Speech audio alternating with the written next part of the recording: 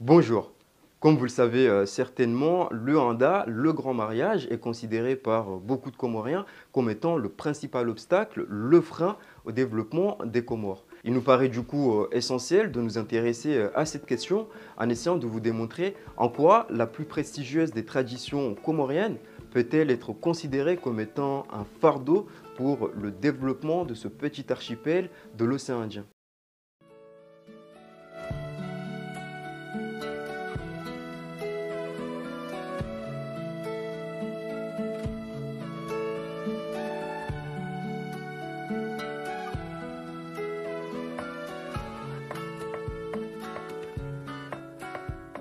Déjà, pour commencer, il faut savoir que le handa, le grand mariage, c'est bien plus qu'un mariage. Il s'agit en réalité d'un mode d'organisation que nous avons hérité de nos ancêtres bantous venus de la côte est africaine et qui a été par la suite amendé par l'apport d'autres populations et notamment les arabo-shiraziens.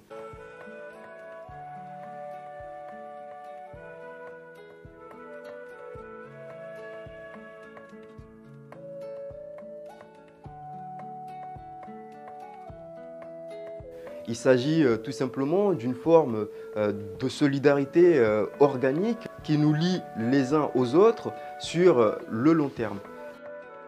C'est en fait les droits et les devoirs selon les traditions et les coutumes comoriennes. Donc cela s'articule autour d'une logique assez simple, à savoir la répartition, la division de la population en deux catégories.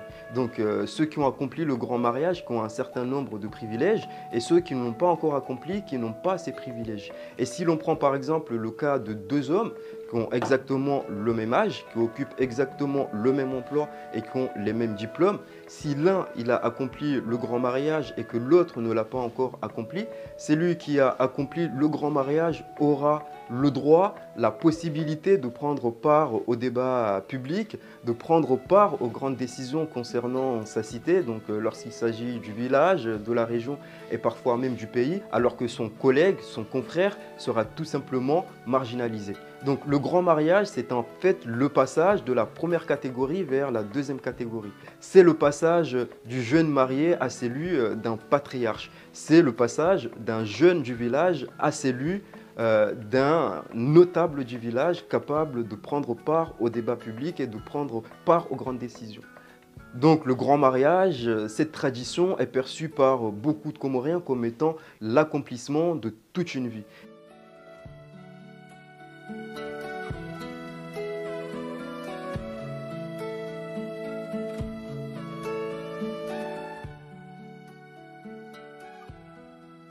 Et donc pour accomplir cela, ça coûte quand même énormément d'argent et c'est de là que découlent les dérives relatives à cette tradition. La première dérive, c'est tout simplement le fait de noter que en réalité, ça coûte cher. Et donc, il y a des gens qui n'ont pas les moyens et qui vont tout simplement s'endetter pour pouvoir accomplir le grand mariage. Donc, ces personnes vont parfois liquider les économies de toute une vie en seulement quelques semaines. On remarque aussi que pour pouvoir accomplir cela, il y a des personnes qui vont être triplement endettées. Donc ils vont faire des prêts à la banque, ils vont faire aussi des cotisations. Sans oublier que tout au long du processus, ils vont recevoir des cadeaux, des dons, des pièces d'or, des pièces d'argent qu'ils vont devoir rembourser à un moment ou à un autre lorsque la personne elle va à son tour accomplir le handa, accomplir le grand mariage. On note tout simplement que le grand mariage pousse beaucoup de Comoriens à s'endetter et ce qui fait que ça les entraîne parfois dans des difficultés financières, donc incapacité de pouvoir payer son loyer, des crédits impayés. Et donc au final, ce sont les enfants qui vont payer les erreurs, on va dire, des parents.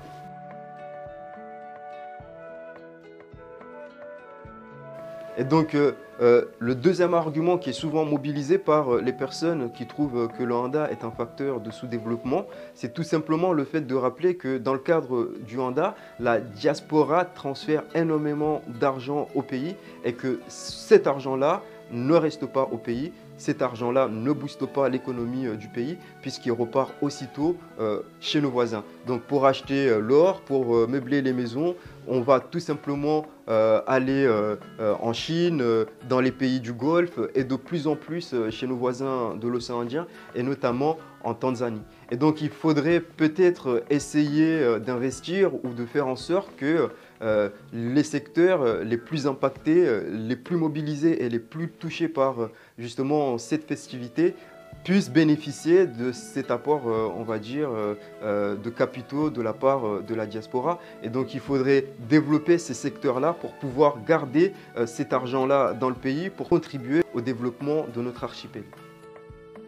Le troisième et dernier argument qui est souvent mobilisé par les personnes qui trouvent que le handicap est un facteur de sous-développement, c'est tout simplement le fait de rappeler que de par la répartition, la division de la population en deux catégories, il arrive parfois qu'on se prive de certains talents. Si on prend par exemple le cas d'un ingénieur qui ne compte pas accomplir le grand mariage, on peut se rendre compte qu'au final, on ne va pas le consulter alors que c'est quelqu'un qui a des diplômes, c'est quelqu'un qui a un savoir-faire, c'est quelqu'un qui a des compétences, qui pourrait mettre au service du pays, qui pourrait mettre au service du village. Mais étant donné qu'il n'a pas accompli le grand mariage, on ne va pas le consulter. Et au final, on va consulter des personnes qui n'ont aucune compétence, qui n'ont pas de diplôme, tout simplement parce qu'ils ont accompli le grand mariage. Donc au final, lorsqu'on regarde l'ensemble de ces éléments, il faut quand même reconnaître que le handicap contribue effectivement au sous-développement de notre archipel.